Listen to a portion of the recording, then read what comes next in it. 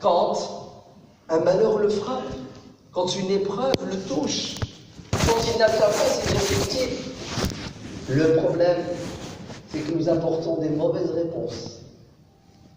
Vous savez, cette bataille, si vous voulez savoir ce qui s'est passé dans la tête des musulmans, ce qu'ils ont vécu, ce qu'ils ont ressenti, analyse psychologique des musulmans et des non-musulmans, vous devez lire une partie de la sourate Al-Imran, sourate numéro 3, verset 138, plus 3 pages.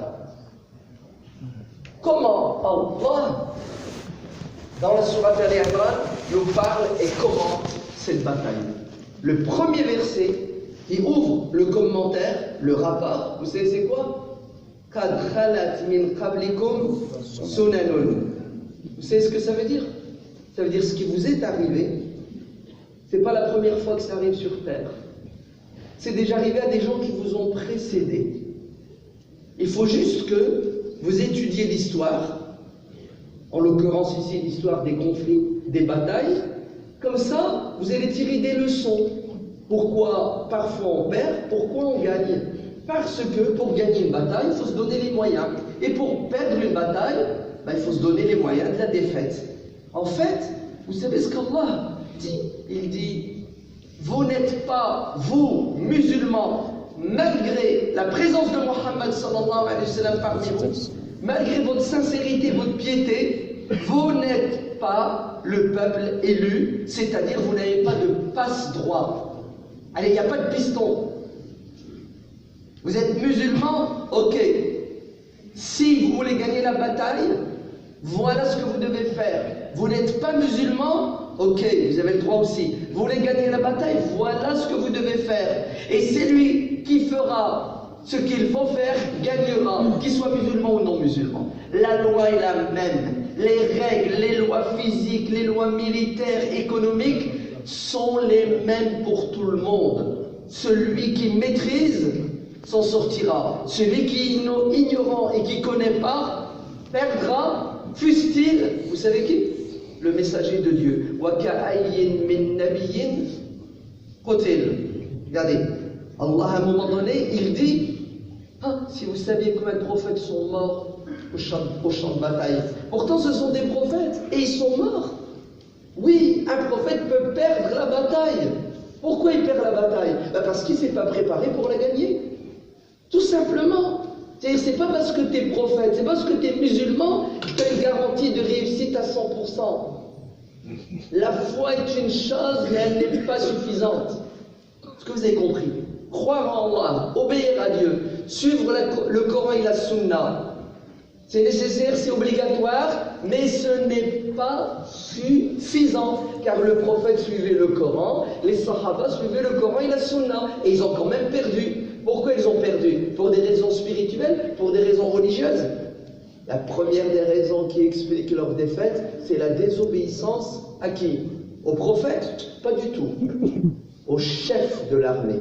Ici, l'ordre que le prophète leur a donné n'est pas un ordre religieux, c'est un ordre purement matériel, c'est de la dunya, c'est du militaire. Et pour cela, ils se sont posé la question, et écoutez la question. Awalamma asabatkum musibatun qad asabtum mithlaiha qultum anna hada. Pourquoi ya Allah? Punaise, pourquoi ce malheur? Qu'est-ce qu'on a fait? On est bien, on est mignon, on est gentil.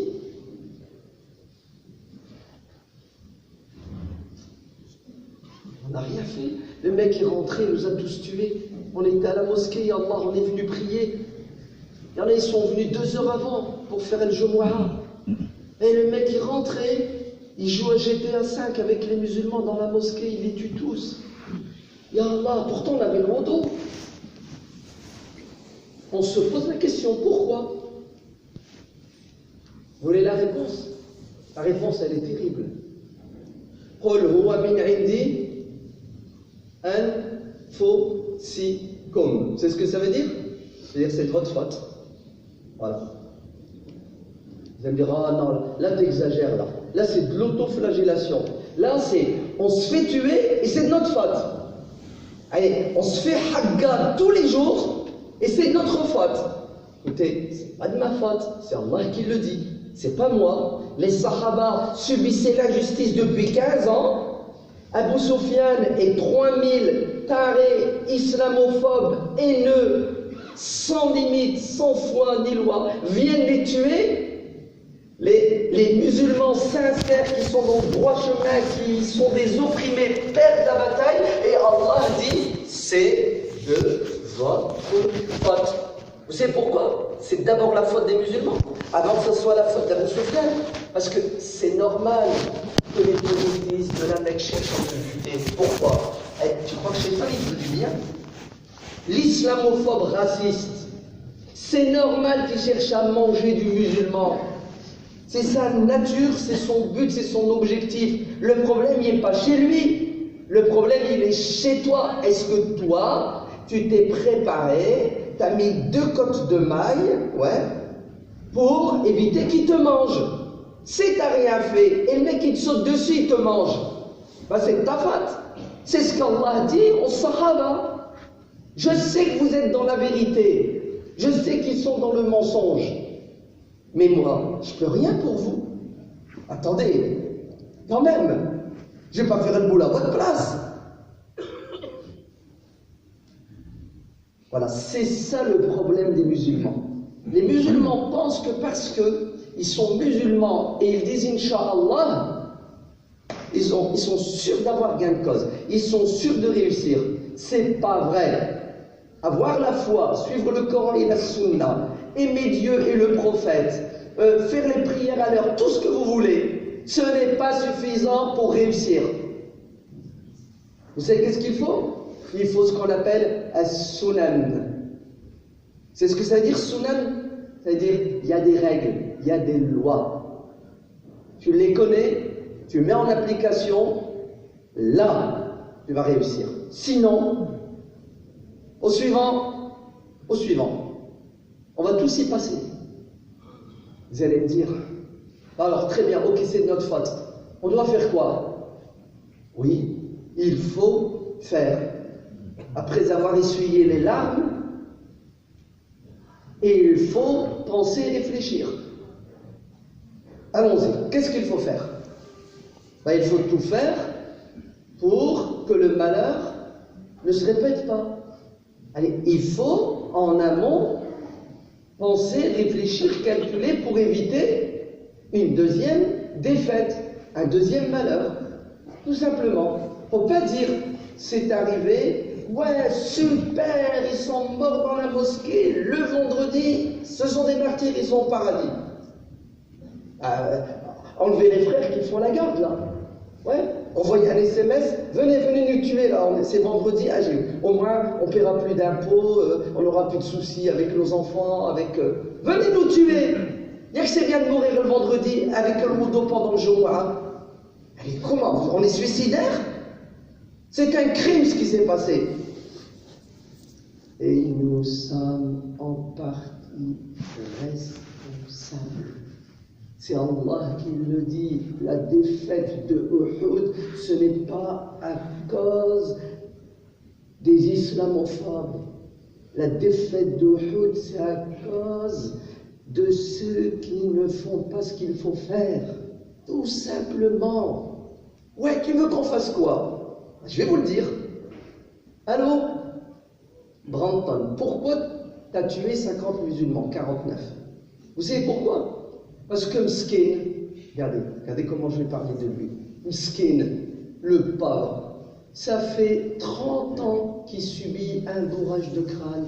Ça fait 30 ans, tous les jours il entend les musulmans sont méchants, sont dangereux, ce sont des monstres, ils colonisent la France, l'Europe, le grand remplacement.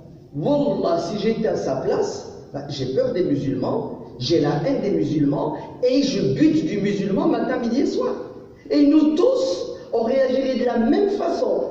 30 ans de manipulation psychologique, médiatique, politique. À la fin, il y en a qui tombent dans le piège. Wallah, que ces gens-là qui nous détestent sont victimes, comme nous, de la manipulation d'un groupe de personnes qu'ils veulent qu'il y ait des conflits et la guerre en permanence entre les êtres humains. Sinon, comment vous m'expliquez? Ça fait 30 ans que matin, midi et soir, de la haine se déverse sur l'islam et les musulmans en toute impunité. C'est parce que c'est pensé, c'est voulu. Ok. On fait quoi? Tu veux qu'on fasse quoi? Ben, il ne faut surtout pas faire comme il a fait. Lui, il avait quoi? La haine, elle est montée et il a tué des innocents. Ah ben, faites attention à la haine car elle aveugle. Et ne tuez jamais un innocent et ne faites jamais la loi. C'est pas à nous de faire la loi. Vous allez dire, bah alors tu veux qu'on fasse quoi? Ma'alish, tu verras. La solution, elle existe. Mais le problème, c'est pas la solution. C'est est-ce qu'on est prêt à faire ce qu'il faut faire? Bon, avant que je vous donne la solution. Ce qui est arrivé le 15 mars 2019. Vendredi dernier, c'était le 15 mars. Qu'est-ce qui s'est passé le 15 mars 2004? 15 ans avant, une loi a été votée en France. La loi qui interdit à nos filles, à nos sœurs de porter le foulard. C'est ça? Pourquoi France, pays des droits de l'homme, pays du MLF, Mouvement de libération de la femme, pourquoi en France on vote une loi liberticide qui empêche les femmes de s'habiller comme elles veulent? Pourquoi? Vous savez pourquoi? Parce que 15 ans avant, c'est bon, 15 plus 15 ça fait 30. Donc 2004, 15 ans avant, en 1989, des gens ont pensé et réfléchi de manière diabolique et satanique. Vous savez ce qu'ils ont dit? Ils ont dit, on n'aime pas les musulmans sont méchants. Mais allez, on sait comment ils pensent, on sait. Vous êtes d'accord?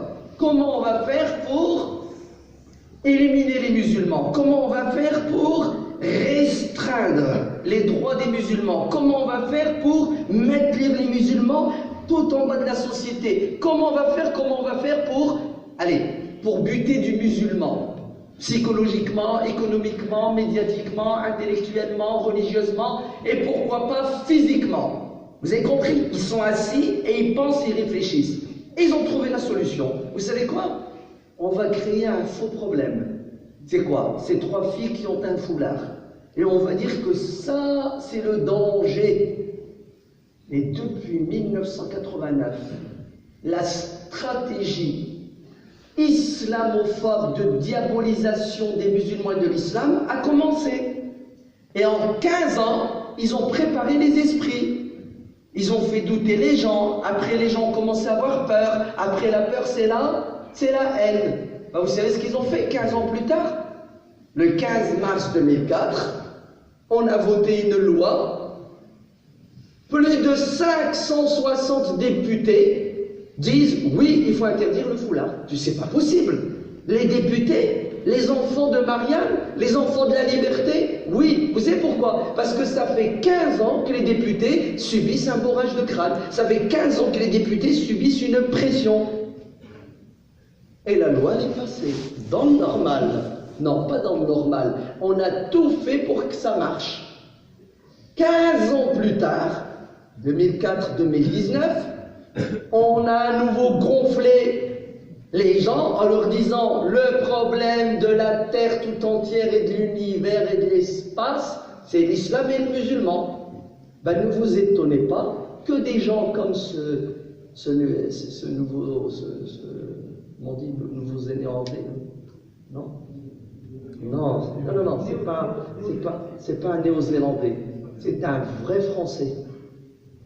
Parce qu'il est le fils idéologique de la France. Parce qu'en Nouvelle-Zélande, c'est pas comme chez nous en France.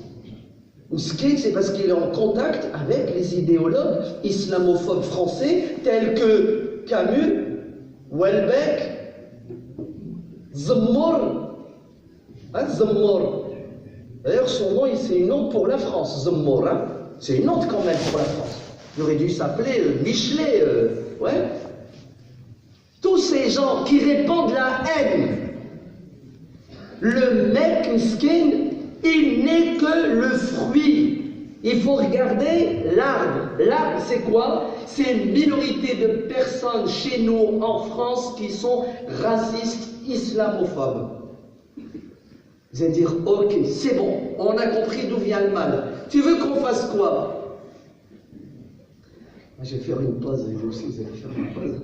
Donc après, deuxième partie, on va essayer d'apporter la solution. Mais à une condition. Si on donne la solution et vous estimez que c'est logique, ça tient la route, c'est bon, c'est utile, il faudra la mettre en pratique. Sinon, j'ai perdu mon temps, mais surtout, on va se retrouver devant Allah. Parce que vous savez, celui qui ne sait pas, à la rigueur, il est excusé.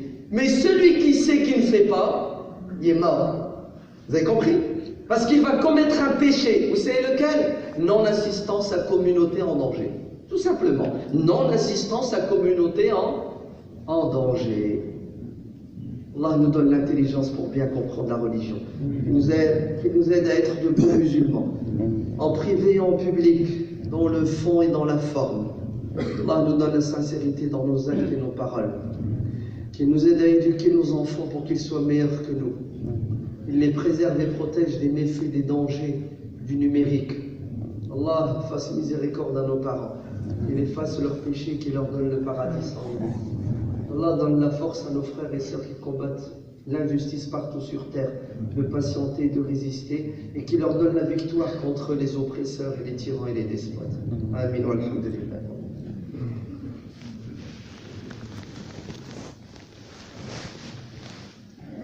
Bismillah, alhamdulillah, salatu wassalamu ala rasulillah, wa ala alihi wa sahbihi wa man wala. Alors on fait signe, c'est qu'il faut vous serrer, il faut faire de la place parce que ça déborde. Vous êtes trop nombreux, ça ne va pas. Il y a trop de musulmans en France. Je pense que la solution, il faudrait envoyer des gens dans les mosquées pour en tuer 100 par semaine. Comme ça fera de la place. Excusez-moi, c'est un petit shaitan qui est au fond de moi qui est en train de parler. C'est mon côté raciste, islamophobe, parce qu'on en a tous un. Est-ce que vous comprenez comment ils pensent? C'est trop, les mosquées elles débordent, il faut les détruire. Oui, il y a des gens qui vous parlent de ce qu'on appelle le grand remplacement. C'est-à-dire on est en train de coloniser l'Europe. Mais non, on boit, on mange, on dort. On n'est pas en train de coloniser. Et le pire, c'est pas ça, c'est qu'on est français. Bref, allez, il faut faire quoi? Avant de vous donner la solution, Allah nous dit dans le Coran, قَدْ خَلَتْ مِنْ قَبْلِكُمْ سُنَنٌ. Donc qu'est-ce qu'on doit faire? فَسِيرُوا فِي الْأَرْضِ. Vous avez compris ce que ça veut dire? Ça veut dire ce qui vous est arrivé, c'est déjà arrivé avant. Donc, étudiez les expériences précédentes, tirez des leçons et cherchez pas à inventer la roue, elle existe déjà. Vous avez vu?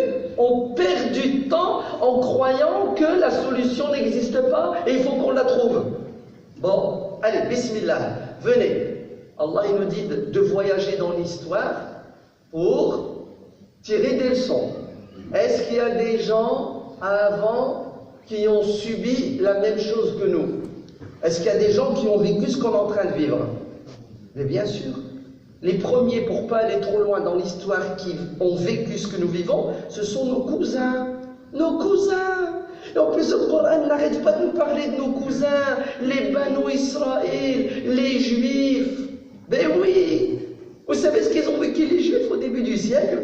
Et ils ont vécu la judéophobie, la haine du Juif. Et des livres, des journalistes, des politiques, de 1900 à 1939, vous savez ce qu'ils vont faire? Ils vont mettre la haine du Juif dans la tête des gens. Et 1939, qu'est-ce qui va se passer? Ben, le problème de la France, de l'Europe, c'est qui? C'est le Juif. Ça va? Vous avez compris? C'est le musulman. L'histoire ne fait que se répéter. Le voisin, ça fait 50 ans, 100 ans, 1000 ans qu'il a un juif voisin, vous savez ce qu'il fait? Il le balance à la Gestapo. 1000 ans. Attends, il t'a jamais fait de mal, ça fait 1000 ans. S'il était mauvais, tu aurais déménagé. Pourquoi? les voisins balancent leurs voisins juifs. Vous savez pourquoi? Parce qu'ils leur ont rempli la tête. Est-ce qu'on peut manipuler les gens, oui ou non? Mais bien sûr qu'on peut manipuler les gens. Tous les jours, je te dis qu'un tel il est mauvais, t'en as tellement marre, bon c'est bon, il est mauvais. Je suis d'accord avec toi, il est mauvais. Très bien. Est-ce qu'on doit attendre qu'il y ait 6 millions de musulmans qui se font massacrer en France pour bouger? En France, en Europe, je ne sais pas, peu importe. 6, 10, 15, on s'en fiche. En dessous de 6. Est-ce qu'on doit attendre ça?